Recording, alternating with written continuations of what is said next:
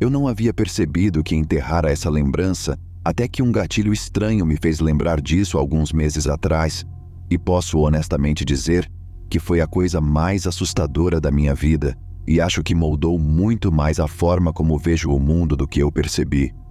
Vou começar com o que desencadeou a lembrança. Eu estava assistindo a primeira temporada de The Sinner há alguns meses e isso acontece nos primeiros 2 minutos e é literalmente a foto de promoção. Então não é um spoiler ou qualquer coisa assim.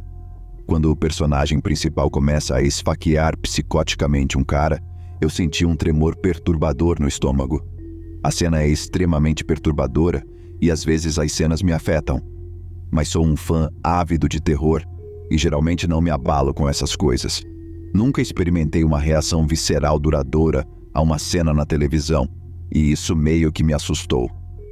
Assisti a alguns episódios na casa dos meus amigos e me senti ansioso e encurralado, e eventualmente fui para casa porque não conseguia suportar o sentimento que tive assistindo. Então, como meu eu obsessivo sempre faz, comecei a me obcecar em encontrar a causa raiz do sentimento arrepiante que não conseguia sacudir. Finalmente, lembrei disso. Não me lembro do momento exato mais tarde no programa, mas algo desencadeou a lembrança do que aconteceu com minha mãe e eu quando eu era criança. Isso aconteceu em 2004, quando eu tinha 11 anos. Minha mãe é assistente legal e na época trabalhava em um escritório de advocacia de família. Surgiu algo urgente, como é a vida no mundo jurídico, e ela teve que buscar materiais do caso em seu trabalho naquela noite. Então me levou com ela para buscá-los. Era por volta das 7 da noite.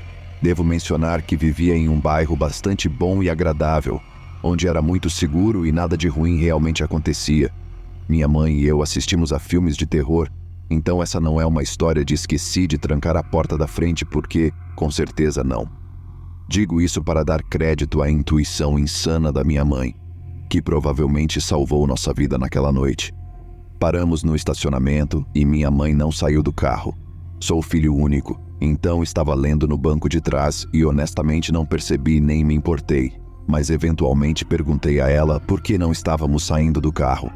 Ela respondeu que estava esperando porque, quando chegamos, alguém passou pelo estacionamento e entrou no carro bem atrás de nós, e depois ficou esperando dentro do carro com as luzes apontadas para o nosso carro. Não era explicitamente suspeito ou assustador, pois havia várias explicações não sinistras, mas minha mãe teve um pressentimento, e estou feliz por ela ter confiado em sua intuição e procedido de forma muito deliberada e cuidadosa, porque possivelmente salvou nossa vida. Após 5 a 10 minutos, mas eventualmente ela se virou para mim e disse: "Ok, não faço ideia do que esse cara está fazendo, então vamos só pegar as coisas e ir embora." Eu não sabia disso na época porque estava meio que levemente inconsciente, mas ele saiu do carro e nos seguiu. Minha mãe me disse para me apressar porque estava congelando, e corremos para a porta. O prédio dela exigia um cartão para tocar e entrar, então, uma vez lá dentro, pensamos que estaríamos seguros. O estacionamento onde estávamos é gigante e pessoas aleatórias ficam por lá o tempo todo, incluindo eu frequentemente como adolescente bebendo. E ele veio aparentemente do nada, então as chances de ele também ter um cartão para entrar não eram muito altas. Isso também foi algo que eu não estava realmente ciente ou prestando atenção na época, mas alguns momentos depois de entrarmos, pensando que estávamos seguros, ele entrou logo atrás de nós. Perguntei à minha mãe sobre isso. Não aprendi o que aconteceu até anos depois. Entendo por que ela não me contou. E ela disse que algumas coisas passaram pela cabeça dela. Ele poderia ser um psicopata total, que roubou o cartão de alguém, o que era menos provável porque era simplesmente aleatório demais. Então, ele era ou um funcionário ou um cliente. Eles realizavam sessões de mediação noturnas no prédio. Então, era típico dar aos clientes um passe temporário por conveniência. Vou supor que essa prática mudou após este evento. Minha mãe, conhecendo o sistema de cartão de identificação, na verdade se perguntou se estava pensando demais naquilo naquele momento, mas ela apenas teve aquele pressentimento e seguiu em frente, e realmente me ensinou desde o início a não me preocupar com o resto das pessoas e garantir sua própria segurança. Eu não o vi nos seguindo, e minha mãe realmente agiu tão bem que eu nem juntei as peças e só pensei que fosse outro funcionário aleatório. Mas lembro de ter um estranho pressentimento que não conseguia entender e, misericordiosamente, apenas calei e segui o exemplo da minha mãe. Antes de ele entrar, minha mãe estava apertando freneticamente o botão do elevador apenas no caso de ele ter entrado de alguma forma, mas ainda não havia chegado. Ele entrou e esperou pelo elevador para nós. Minha mãe foi, falsamente, educada e disse: "Oi." Então, quando ele chegou, ele entrou e segurou a porta para nós, esperando. Minha mãe realmente se saiu muito bem pensando rápido e fingiu receber uma ligação e-mail que me mandou para o lado e disse: "Oh, tenho que atender essa ligação, então vamos apenas esperar pelo próximo. Obrigado." E nos afastou. Eu segui sem protestar, mesmo que visse que ninguém a tinha ligado. Depois de sentir o estranho sentimento e vê-la fingir uma ligação, eu sabia que algo estava errado. Isso e ele estava extremamente assustador parado ali, segurando o elevador aberto. Assim que ele partiu, ela imediatamente apertou o botão para que o próximo viesse e me pegou e disse baixinho: "Aquele era o homem que estava esperando atrás de nós no carro no estacionamento. Ele saiu do carro e nos seguiu para dentro. Eu não deixaria a gente entrar no elevador com ele. Quando o elevador chegar, vamos correr para o meu escritório e esperar alguns minutos e depois sair pela escadaria." Neste ponto, eu estou surtando, mas permaneci calmo e quieto e segui o exemplo dela. Ela viu que o elevador dele ia para o 3º andar. Ela estava no 2º andar, então não nos encontraríamos. Mesmo que de alguma forma ele descobrisse que fomos para o 2º andar em um elevador diferente, o escritório dela ficava bem ao lado e ele nunca nos alcançaria. Corremos para o escritório dela e trancamos a porta e esperamos cerca de 10 minutos enquanto ela encostava o ouvido na porta para se certificar de que não ouvia nada. Enquanto escrevo isso, estou quase rindo como um lunático porque neste ponto parecemos paranoicos, pois realmente nada aconteceu. Mas estou muito feliz por assistirmos a muitos filmes de terror. Então destrancamos a porta e olhamos rapidamente para fora. Depois corremos para a escadaria e corremos para fora do escritório dela. Entramos no carro e fomos para casa. Fim da história para mim na época. Perguntei à minha mãe, quando era adolescente, se ela se lembrava daquela vez estranha no escritório dela, quando nos escondemos no escritório dela e fugimos de um cara no elevador e o rosto dela ficou branco. E ela me contou o que aconteceu enquanto esperávamos no escritório dela e fugimos pela escada à prova de som. O homem no elevador estava lá para uma sessão de mediação de custódia com sua ex-mulher. Ele era contra o divórcio e estava tentando desesperadamente impedir que sua esposa se divorciasse dele. A sessão de custódia ocorreu antes de minha mãe e eu chegarmos lá. Ele se recusou a assinar os documentos que lhe concederiam menos de 50% do tempo dos filhos vivendo com ele. Aparentemente, ele ficou tão irritado que se levantou e saiu pela metade da sessão. Sua esposa decidiu permanecer no escritório por cerca de meia hora depois que ele saiu porque estava assustada. Durante esse tempo, ele voltou para o carro e sentou-se dentro dele e chorou. Foi quando minha mãe e eu chegamos ao prédio do escritório. Eventualmente, ele pegou um par de tesouras de cozinha que estavam na caixa de luvas e saiu e voltou para o prédio, quando nos seguiu para dentro. Não tenho certeza se sair do carro o fez perceber e deu o empurrão para ele voltar para dentro. Ele voltou para dentro, ao mesmo tempo que nós, e entrou no elevador, que nos convidou para entrar com ele. Com base nas evidências do julgamento envolvendo um moletom cinza, os promotores concluíram que ele foi para o 3º andar e ficou espreitando, esperando pela esposa. Ele voltou para o elevador e esperou até que sua esposa fosse sair e entrar no elevador. Ele passou então a emboscar ela e a esfaqueou 106 vezes com o par de tesouras no bolso. Ele assassinou sua esposa da maneira mais horrível. Os detalhes do caso são horríveis. O que me arrepia até os ossos é imaginar o que teria acontecido se tivéssemos entrado no elevador. Estava claro que ele tinha uma agenda e um alvo direto. É altamente possível que ele nos deixasse em paz e seguisse seu plano. Mas o último detalhe é que enquanto ele estava esperando em seu carro, ele estava cheirando metanfetamina e estava drogado. A mediadora foi a principal testemunha no julgamento e seu depoimento é horrível. Seu marido também trabalhava no prédio e ela estava indo para o escritório dele quando ouviu gritos.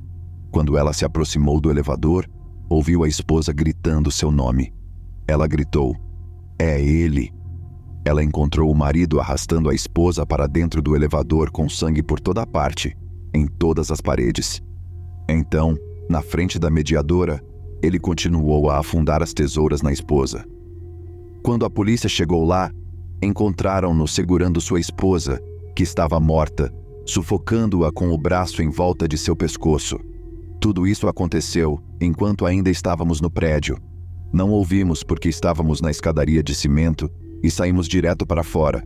Tudo isso é para dizer que ele claramente enlouqueceu completamente.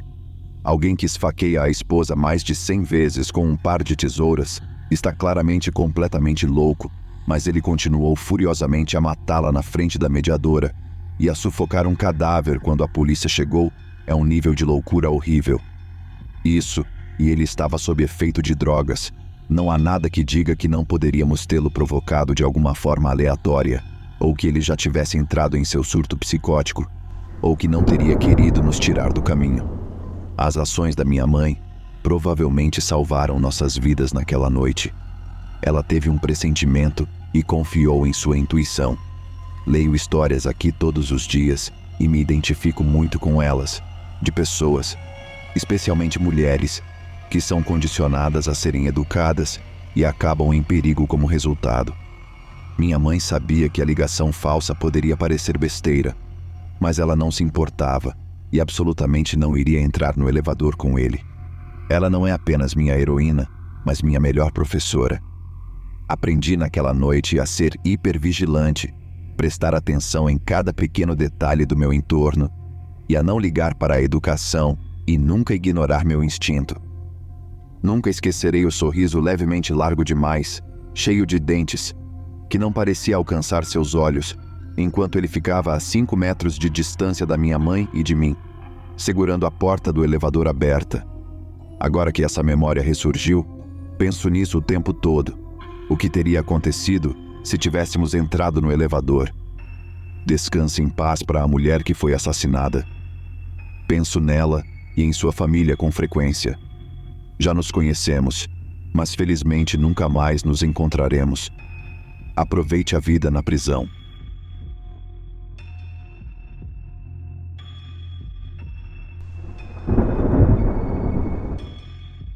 Meu nome é Luke, sou francês, tenho 26 anos e atualmente moro na Austrália, Brisbane, desde maio de 2019.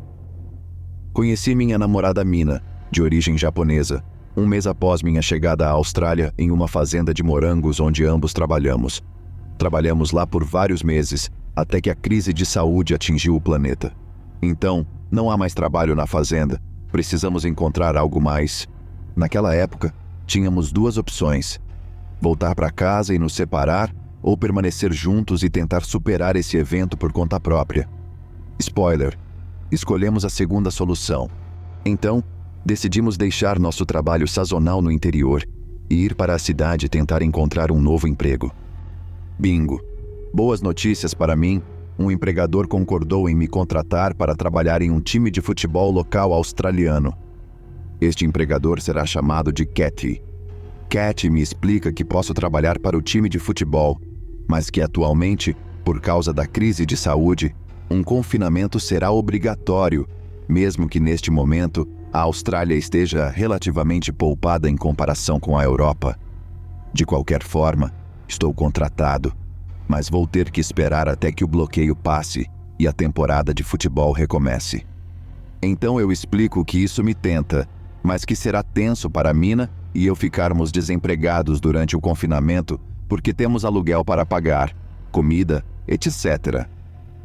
Você deve saber que Cat tem um coração tão grande quanto a Austrália. Sensível à nossa situação, ela explica que tem uma solução para nós. Ela tem uma casa de férias a vários quilômetros de Brisbane que pertencia ao pai dela, que agora está em uma casa de repouso, onde poderíamos ficar de graça enquanto o confinamento estiver em andamento. Naquele momento, eu não acredito muito. Penso que há algo estranho, mas diante da situação, eu concordo. É a melhor solução para nós. Aceitamos isso e nos mudamos para esta casa alguns dias depois. Nós aproveitamos para jogar videogame durante esse confinamento. Tudo está indo bem. Nos sentimos um pouco solitários porque esta casa está isolada no campo, mas além disso estamos bem. Temos um jardim, etc. Tudo de graça. Também devo mencionar que esta casa é como no meio do nada. Eu só tenho um vizinho, John, que cuida de cavalos com quem me dei bem, e é isso. Outros detalhes que terão sua importância. Nesta casa, há uma porta de entrada principal com um grande vidro fosco. Então, você pode distinguir as coisas através dele. E há outra porta de madeira atrás da casa, que dá para uma varanda conectada à casa. Esta casa é térrea, então não há andares. E para terminar, não há cortinas nas janelas, exceto no quarto. O contexto está dado. A história começa agora. 3 ou 4 semanas depois que me mudei, Cat me liga com boas notícias. Posso ir trabalhar. Primeiro dia de trabalho, tudo corre bem. Gosto do que faço, muito boa a atmosfera, etc. O único problema é que ainda estamos na casa do pai de Cat, que fica a vários quilômetros de Brisbane. E eu não tenho carro, então tenho 1 hora e alguns trens para ir, e a mesma coisa para voltar. Mas como eu disse antes, não tenho nada do que reclamar. Para registro, Mina ainda estava procurando trabalho. Ela não teve tanta sorte quanto eu, então ela estava principalmente em casa, enquanto eu estava trabalhando. Segundo dia de trabalho, 5 da tarde, estou prestes a terminar meu trabalho quando recebo uma ligação de Mina. Ela sussurra, a voz tremendo. No primeiro segundo, sinto que algo está errado. Aqui vou mudar para o ponto de vista dela para lhe dar o máximo de detalhes.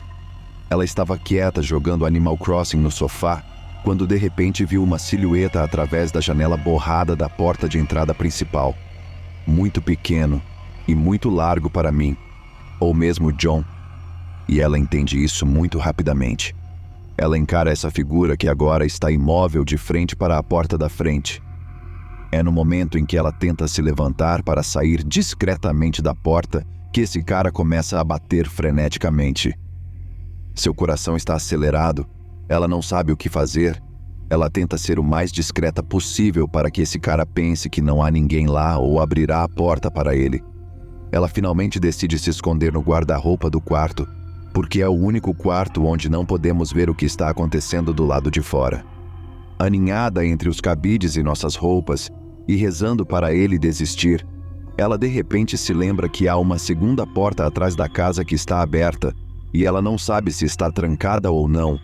Corajosa, ela decide correr pela casa para alcançar essa porta, e então, durante sua corrida, ela vê esse cara esgueirando-se por uma das janelas da cozinha. Conclusão: ele está indo ao redor para verificar se há uma porta nos fundos da casa. Em pânico, mas já em sua corrida, ela decide ir até o fim e tentar. Ela precisa fechar essa porta antes que ele tente abri-la. É finalmente quando ela pressiona o trinco que ela ouve o indivíduo tentando empurrar a porta. Completamente assustada, ela volta a se esconder neste guarda-roupa e é quando ela me liga. Como eu disse anteriormente, eu lutei um pouco para entender o que ela estava me dizendo ao telefone. A voz dela tremia, etc. Mas imediatamente tentei acalmá-la para que pudesse ter informações claras sobre o que estava acontecendo. Após 1 minuto ou algo assim, peço a ela para se concentrar na respiração dela e ouvir-me. Ela calmamente me descreve o que acabou de acontecer. Eu tenho que ir para casa o mais rápido possível, enquanto me certifico de que ela está o menos em perigo possível. Peço a ela para ficar no armário e ligar para a polícia e me ligar de volta imediatamente até eu chegar em casa. Finalmente, ela decidiu ficar no telefone comigo, o que não é a melhor solução. Admito que ela deveria ter ligado para a polícia, mas eu estava em um estado de total estresse e o fato de tê-la no telefone de forma contínua me tranquilizava. Peço um Uber, que deve ter me achado super estranho além disso, eu continuei pedindo para ele ir mais rápido. Depois de alguns minutos, estou em meu Uber, sempre com Mina no telefone. Ela me explica que não consegue mais ouvir nada, ninguém batendo na porta ou ninguém ao redor da casa. Não a aconselho a se mover, mas finalmente ela se motiva a dar uma olhada no armário para finalmente, alguns minutos depois, me confirmar que a silhueta não é mais visível atrás da porta e que ninguém parece estar ao redor da casa. Estou na frente da casa, vou ao encontro de Mina e dou-lhe um grande abraço explicando que estou aqui. Ela não tem nada a temer. 6 horas da tarde. É noite nesta época do ano na Austrália. Verifico as fechaduras e tento me acalmar jogando um jogo e assistindo TV. Grande erro. Em meu alívio de correr para encontrá-la sem problema, omiti um detalhe da maior importância. Verifique ao redor da casa, maldito. Luke, por que você não verifica ao redor da casa? É hora de dormir. 1 da manhã, os cavalos do vizinho me acordam, ouço os cascos. Mina ainda não está realmente dormindo. Ela me pergunta o que é esse barulho, e eu respondo que são os cavalos do vizinho. 3 da manhã. Alguém bate freneticamente na porta, mas tipo, super forte, como se ele estivesse a meio caminho de arrombar a porta. Posso dizer que descobri o que é adrenalina naquele momento. Estou certo de que é o mesmo cara, e ele vem tentando entrar nesta casa o tempo todo. Mina grita. Começo a tremer por toda parte. Tenho essa sensação de estar paralisado, mas ainda ter tanta energia para gastar. É muito estranho. Levanto-me da cama para barricar a porta dos fundos e depois ligar para a polícia. É no momento em que saio do quarto que ouço um barulho surdo e metálico. Droga!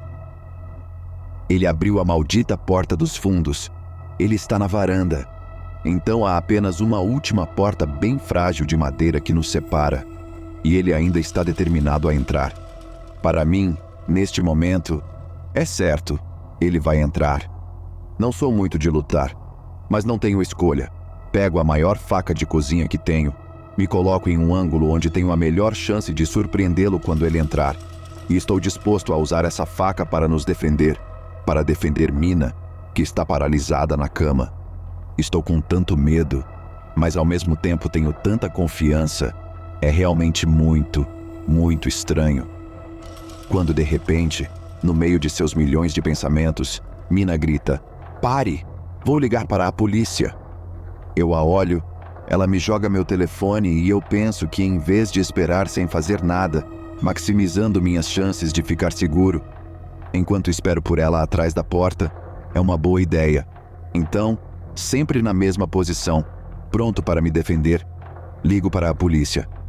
A ligação deve ter durado 40 segundos. O policial do telefone entendeu diretamente que era sério. Ele me pediu o endereço e pronto, eles estavam a caminho. Neste momento, me sinto um pouco mais aliviado, mas continuo atento. É aí que o indivíduo começa a murmurar coisas incompreensíveis, o que não me tranquiliza porque com o barulho que ele está fazendo, penso que é um cara bêbado ou drogado ou um paciente mental. Ele deve ter percebido que chamei a polícia, mas ainda está tocando a maçaneta e empurrando a porta. 3h10 da manhã. Nunca fiquei tão feliz em ver luzes piscando. Os policiais estão aqui.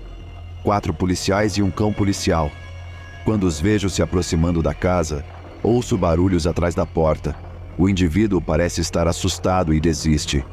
Ouço o cachorro latindo, os policiais gritando e um homem gemendo. Acabou. O indivíduo é neutralizado e colocado no carro. Um dos policiais permaneceu para conversar conosco e pegar nosso lado da história e descobrir se queríamos fazer uma queixa ou não. Ele nos disse que havia uma chance de que esse homem fosse um paciente de reabilitação que fugiu. Ele também nos disse que não estava certo de nada naquele momento e que eles teriam que verificar a identidade dele, mas eventualmente nunca ouvimos falar desse cara ou da polícia.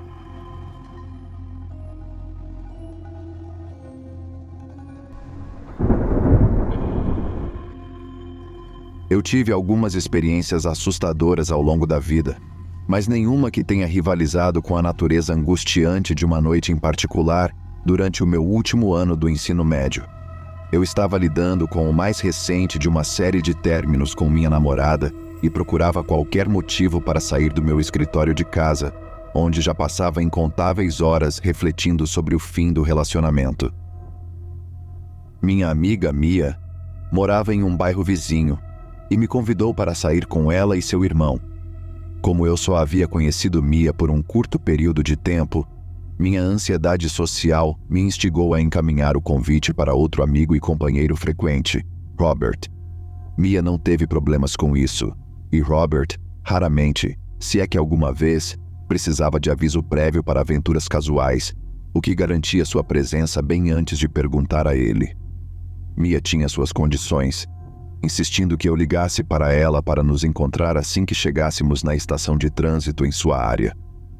Eu já tinha estado na casa de Mia uma vez em uma noite não muito tempo antes, onde compartilhamos um jantar educadamente tenso com seus pais, e era um caminho bastante direto de onde o ônibus nos deixaria. O gesto nunca foi interpretado como algo mais do que uma cortesia, então eu concordei sem questionar, apenas me sentindo sortudo pela companhia. Robert havia reunido um pequeno estoque de fogos de artifício que ele estava procurando para acender em um momento apropriado. Como esse momento nunca chegou, avisei-o de que hoje era à noite, enquanto esperava por ele no pátio dos fundos, perto de seu quarto. Ele murmurou um protesto e imediatamente cedeu, pegando aleatoriamente do estoque debaixo de sua cama. Em 20 minutos, um ônibus da cidade nos levou por lugares familiares, eventualmente cruzando a armadilha de ônibus, uma espécie de mata-burro com espaçamento maior, que existia como uma fronteira informal entre duas comunidades no lado noroeste da cidade. Era um viaduto estreitamente construído, acessível apenas ao transporte público e caminhões comerciais compactos, com uma passagem protegida por divisórias de concreto para bicicletas e pedestres. A característica central e a origem de seu nome é um poço quadrado com uma disposição solta de barras de aço destinadas a prender veículos intrusos que não atendessem aos requisitos especificados para entrar. Isso foi antes do surgimento do utilitário esportivo, que renderia isso obsoleto, e de um portão automatizado ser instalado para continuar justificando sua função. Agora, um pouco ultrapassado em seu ambiente atual, ainda servia seu propósito e era semelhante a um posto de controle de fronteira desprotegido. Eu não havia antecipado sair naquela noite, então quando chegamos à estação perto das 11, estava conscientemente conservando minha vida útil limitada de celular para avisar Mia de nossa chegada. O ícone de bateria fraca piscava após a ligação, uma indicação de que havia bastante sobra para me punir com a perspectiva de uma mensagem reconciliatória de minha ex, que apareceria pela virtude do pensamento positivo. Enquanto Robert e eu cantávamos músicas dos anos 80 com variações de tom vacilantes e atrasados, um SUV preto com janelas escuras passou zunindo por nós no estacionamento ao lado da estação. Seus pneus cantavam alto contra o asfalto, enquanto se moviam erraticamente, o motorista buzinando antes de sair em disparada na direção do mesmo subúrbio de anel interno para o qual estávamos destinados. Mia e seu irmão chegaram não muito tempo depois e fixamos nossos olhares em um campo próximo da escola para fazer barulho com alguns fogos de artifício. Em um espetáculo legal, as duas velas romanas e a maioria dos foguetes já haviam sido disparados, com exceção dos poucos que falharam no conjunto. Outro SUV em movimento veio rasgando pela estrada mais próxima à escola dentro de minutos. Uma coleção de balões amarrados no interior do veículo lutava contra o impulso do vento antes de o veículo parar abruptamente. Mia nos instruiu de repente a esperar onde estávamos e saiu correndo na direção do SUV parado. Testemunhamos uma figura sair do banco do passageiro para se aproximar dela. Embora estivessem fora do alcance do ouvido, senti um alívio profundo quando ela recebeu a saudação com intimidade. Havia uma empatia e amizade não comumente associadas aos estranhos ameaçadores que você encontra depois do anoitecer. Mia era o tipo de pessoa que você não conseguia evitar gostar. Ela era brilhante, amigável, talentosa e nunca fez muito para ofender alguém. Ela tratava todos em termos iguais, e sua popularidade resultante quebrava as supostas estruturas sociais dos anos finais do ensino médio. Eu, por outro lado, estava muito mais familiarizado com certos padrões de sala de aula do que gostaria de ter sido. Os populares, os valentões, as sementes ruins, muitos dos quais convergiam em um ponto fixo no mapa de nossa cidade natal, cujo centro aparente era a escola de seu antigo distrito. Apesar de sua reputação acadêmica, seu corpo discente havia adquirido algum grau de notoriedade por sua alta taxa de infratores juvenis. Eu estava razoavelmente confiante nessa idade de que os ânimos exaltados entre as respectivas panelinhas se acalmariam após a formatura, mas sempre haveria aqueles poucos selecionados que fariam do comportamento ilícito e de atos mais premeditados de violência física uma escolha de vida. Eu era, e ainda sou aos 30 anos de idade, um homem pequeno, nunca ultrapassando os 1,65 m, e o que você poderia conceber como um alvo fácil. A reputação que eu tinha em meus próprios corredores era de um preguiçoso engraçado, mas de boa índole, que poderia levar um soco, mas não poderia dar um, e eu confiava mais no traço mais benéfico para compensar meu déficit de massa muscular ao difundir situações tensas com alguém fora de meu círculo escolhido de esquisitos. Isso não tinha uma taxa de sucesso infalível, mas me permitiu passar relativamente ileso pela maior parte da minha carreira escolar. Mia e o estranho trocaram um abraço rápido antes da despedida. Eu observei o SUV enquanto ele fazia uma curva apressada, passando por um sinal de pare para assustar pedestres com seu motor em outra direção longe de nós. Não solicitado, mas desejado mesmo assim, nos foi fornecido um contexto que estava prestes a colorir o restante da noite assim que ela se reuniu com nosso grupo. Isso foi um amigo meu de St. Francis. Eles estão comemorando o aniversário de 18 anos de um amigo dirigindo por aí e batendo nas pessoas que estão sozinhas. Você está seguro comigo aqui, mas acho que devemos provavelmente entrar agora. Nos momentos que se seguiram, notei como as luzes emanando das casas ao redor da área tinham se tornado cada vez mais escassas, as porções parceladas de segurança que elas representavam piscando para fora da existência junto com elas. Ótimo por mim, então. Eu preferia não ser eleito o sacrifício convidado em algum rito de iniciação da idade adulta de um garoto, enquanto ele prova sua masculinidade para seus amigos, enquanto trocam vez ao bater na minha cara. Quando chegamos à casa de Mia logo depois, sem incidentes, o clima tinha ficado contemplativamente silencioso enquanto nos acomodávamos, tendo tido uma noite alegre de construção de memórias adolescentes estragada por babacas.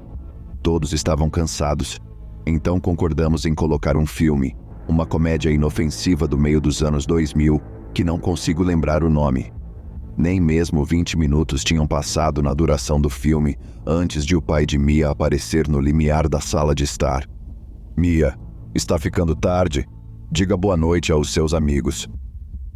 Houve muitas especulações sempre que contei essa história sobre quem foi principalmente culpado pelos eventos evitáveis que ocorreram depois. Embora tenha ouvido acusações de que fui excessivamente passivo, continuo achando que todos estavam honestamente bem intencionados. Mia havia falado a nosso favor, citando as circunstâncias potencialmente perigosas que nos esperavam do lado de fora. Seu pai encontrou essas alegações com uma dose liberal de ceticismo paternal, enquanto Robert e eu defendíamos nosso próprio bem-estar, sentados em silêncio enquanto a cena se desenrolava. Apesar do leve ao moderado inquieto do início, a calmaria de ficar dentro de casa em um sofá teve um efeito minimizador nos riscos envolvidos. Quero dizer, levando em consideração quantas dezenas de ruas essa comunidade era composta, se nos movêssemos rapidamente e tomássemos precauções, qual era a probabilidade de esses idiotas nos verem novamente? Descartamos tudo como um exagero. Ela fez o melhor esforço para explicar nossa situação e dissuadir seu pai de nos expulsar para a calçada. Mas, como uma estudante exemplar com pais devotadamente investidos, as regras da casa são invioláveis. Cama até a meia-noite e nenhum refúgio para garotos adolescentes durante a noite. Não havia argumento para convencê-lo do contrário.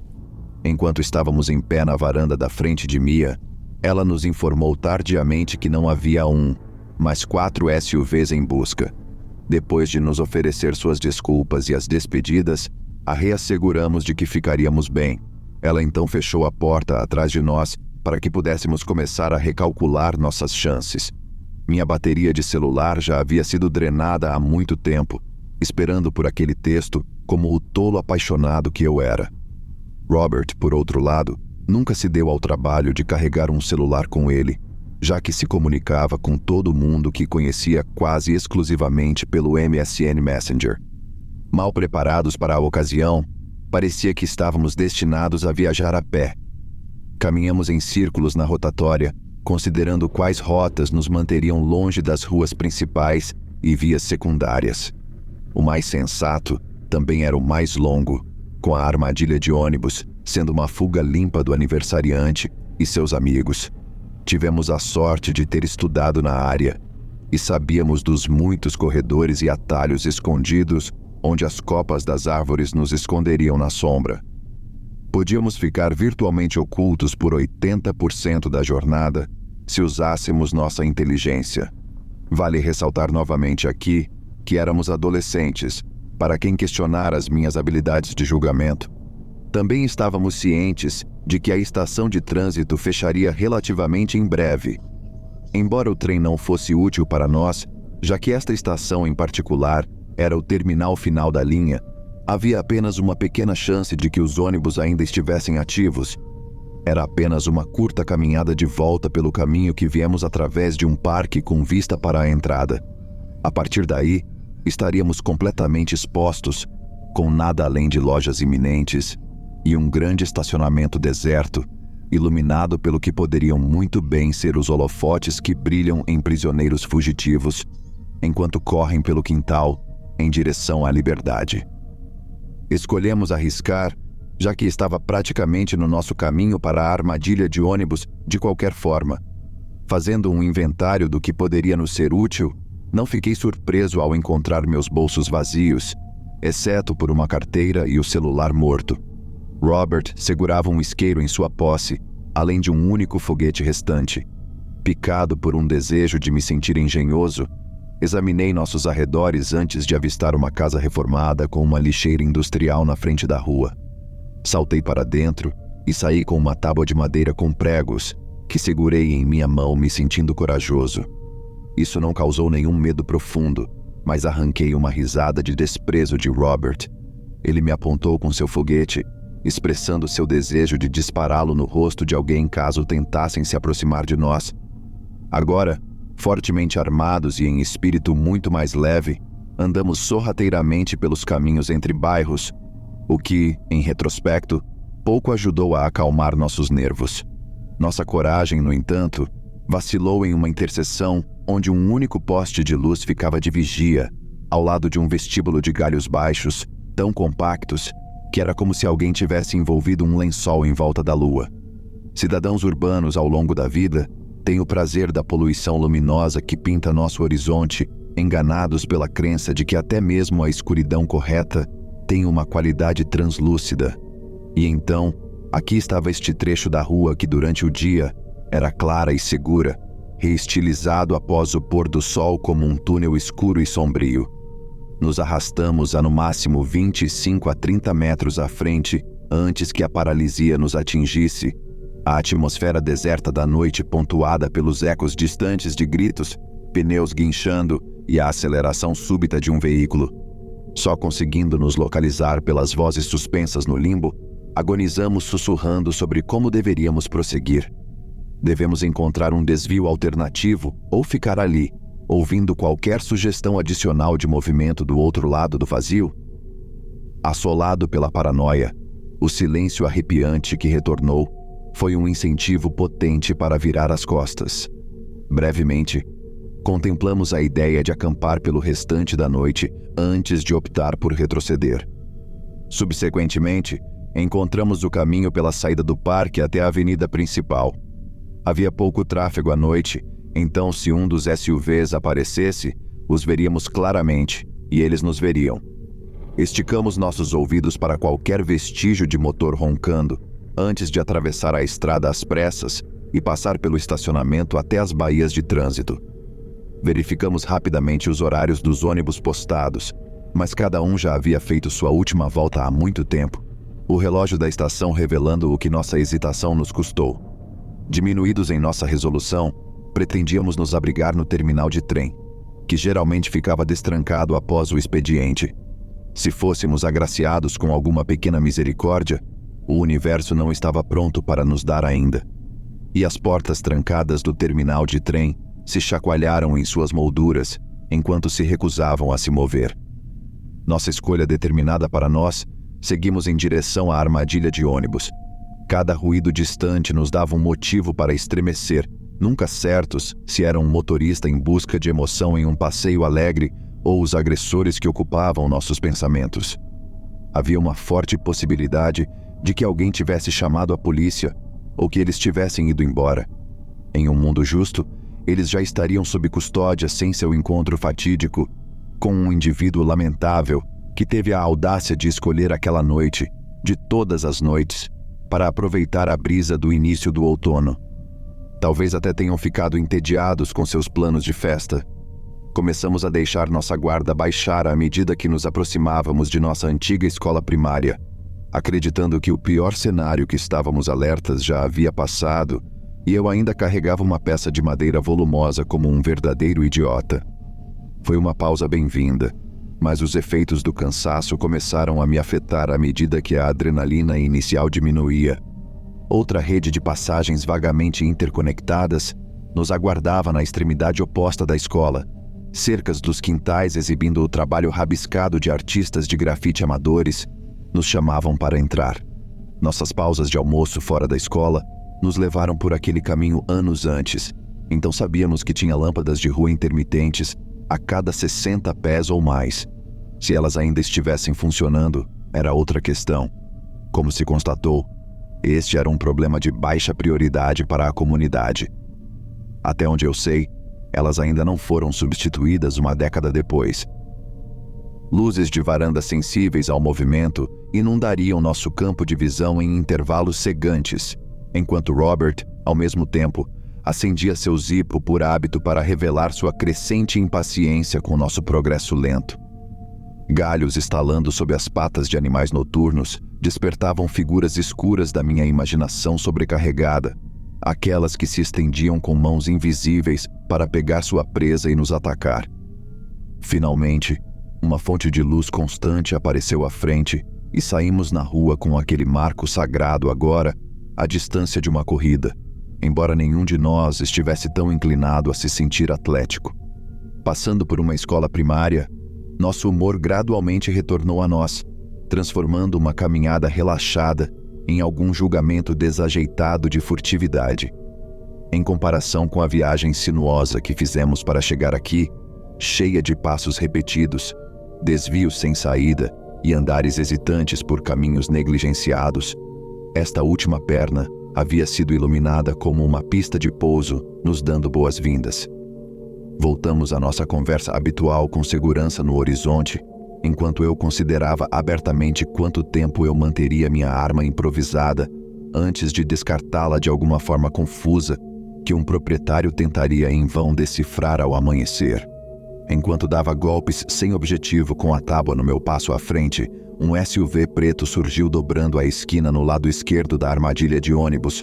Os balões pendurados na janela traseira voavam para trás com a velocidade enquanto o motor rugia. Eles estavam esperando alguém ali o tempo todo? Isso não importava muito neste ponto. Não havia como eles não nos terem visto. Eu xinguei repetidamente enquanto recuávamos meio quarteirão, virando na rua adjacente à escola primária. Ambos tivemos que pensar rápido, já que o avanço rápido deles nos deixava apenas com uma liderança de 15 segundos, mesmo no limite de velocidade indicado, e eles não tinham intenção de nos dar nenhuma vantagem. Os quintais da frente se fundiram, sem distinção entre linhas de propriedade, deixando-nos sem lugar para nos agachar e nos esconder. Podíamos ouvir o veículo se aproximando, chegando na curva. Nosso início rápido quase evaporou e eu apontei um dedo em pânico para o único espaço que poderia passar por cobertura, uma tira parcial de cerca de quintal frágil. Sem uma cerca frontal correspondente, sem cercas perimetrais, nada. Envergonhado, entrei na tentação de pular a cerca, sabendo muito bem que deixaria Robert para trás. Pensando melhor, me joguei na grama, abraçando a cerca com Robert fazendo o mesmo, longos como tábuas e rígidos como cadáveres. Um bosque solto de bétulas, um salgueiro e um pinheiro maciço era tudo que podia nos proteger de uma surra iminente agora. O SUV perdeu velocidade enquanto fazia a curva, o brilho dos faróis se intensificando à medida que se aproximavam. Talvez inconscientemente, tenhamos nos presenteado com o elemento surpresa, sem ter ideia de como explorá-lo adequadamente. Robert destampou o zipo e o aproximou do pavio, seu polegar no giro do isqueiro. Tentei me pressionar mais contra o chão, mas a terra dura não cedia. Eles pararam completamente e estacionaram na beira da propriedade. Bem, na droga, do nosso lado. A grade espiava além da linha da cerca. As portas se abriram, cascalho rangendo enquanto a multidão do aniversário murmurava indistintamente e começava a andar enquanto nos procuravam. Tentei reunir um senso da quantidade em números rastreando seus passos. Meu ouvido não estava à altura da tarefa, mas era o suficiente para saber que a proporção estava firmemente contra nós e seríamos cercados se decidíssemos fugir. Raramente, se alguma vez, havia dado um soco em alguém, sempre ocupado com a ilusão de compostura para me defender do risco de parecer bobo por isso. Essas pessoas eram estranhas. Elas não estavam cientes de como eu era. Elas não sabiam que eu fingia tratar isso como um jogo. Tudo o que elas queriam era nos machucar. Então era isso. Era aqui que eu seria forçado a derramar as camadas de covardia protetora e ganhar meu próprio respeito. Agarrei a tábua com força, pequenos estilhaços se enterrando na minha palma, enquanto eu ouvia o som do meu ritmo cardíaco acelerado. Isso ajudou a convocar anos de agressão enterrada de anos de encenação de confronto para superar o medo de uma briga perdida. Minha mão livre tropeçou nos pregos enquanto eu os erguia. Rezei para que o foguete de Robert gerasse uma quantidade suficiente de confusão para que eu desse alguns bons golpes durante a emboscada, antes que eles nos tivessem de volta ao chão e prontos para nossa viagem de ambulância. Mesmo que eu só conseguisse dar um golpe, eu faria questão de garantir que ele acertasse. Mas então, tudo caiu em uma quietude prolongada, com apenas o zumbido do poste de luz mais próximo para acrescentar sua harmonia de apoio. Uma paz incomum tomou conta de minhas reverberações focadas em distribuir um único golpe de violência desfigurante, quando ouvi uma voz frustrada dizer baixinho a frase: "Foda-se". Portas batendo, seguiram-se a essa declaração. O SUV ganhou vida, os pneus chiando enquanto saíam em disparada. Assim, eles se foram. A rigidez de nossos corpos amaciou enquanto desabávamos no lugar, ainda não prontos para nos sentarmos com medo de que isso pudesse ser uma tática. Quanto mais tempo ficávamos, mais claro ficava que tínhamos sido presenteados com um milagre que passamos a noite esperando. Quando nos recompusemos e estávamos prontos para nos levantar, vagamos pelas ruas laterais em relativa tranquilidade. Nunca nos afastamos do centro da estrada. Eu ainda não encontrei uma explicação satisfatória para o que nos impediu de esgueirar o restante do caminho de volta para a armadilha de ônibus. Simplesmente não parecia mais necessário.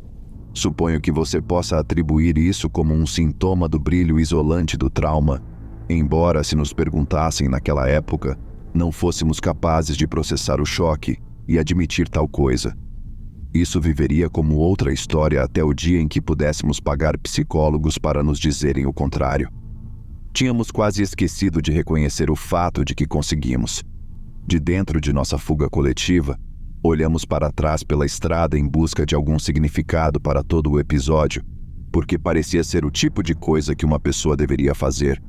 Mas se houvesse algum desfecho comovente nos esperando no final, não era prontamente aparente do outro lado do viaduto.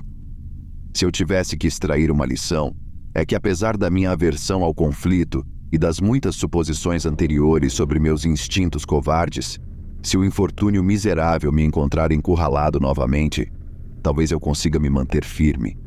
Eu só espero que haja algum pedaço de madeira descartado por perto quando esse momento chegar.